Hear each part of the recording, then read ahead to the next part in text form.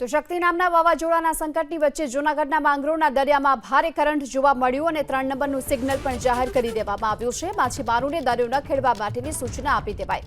શક્તિ વાવાઝોડાને લઈને પ્રશાસન એલર્ટ મોડ પર જોવા મળ્યું છે, ત્યારે માંગરોળમાં 3 નંબરનું સિગ્નલ લગાવી દેવામાં આવ્યું છે। માછીમારોને દરિયો ન ખેડવા માટેની પણ સૂચના આપવામાં આવી છે।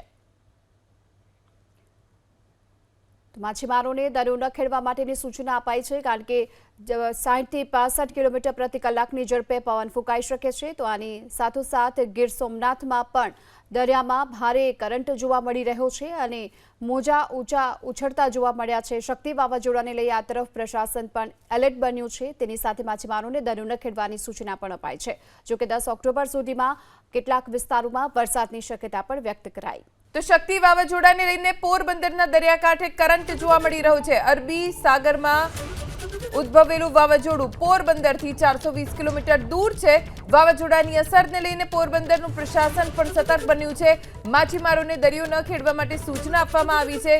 જો કે આ વાવાઝોડાની અસર ગુજરાતમાં થાય તેવી શક્યતા ઓછી છે, છતાં પણ પ્રશાસન સતત વાવાઝોડાની સ્થિતિ ઉપર નજર રાખી રહ્યું છે।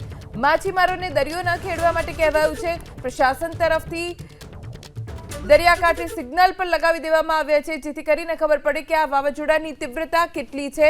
દરિયાકાંઠે ઊંચા મોજા ઉછળી શકે છે, જેથી કિનારે ન જવા માટે નાગરિકોને અપીલ કરવામાં આવી છે।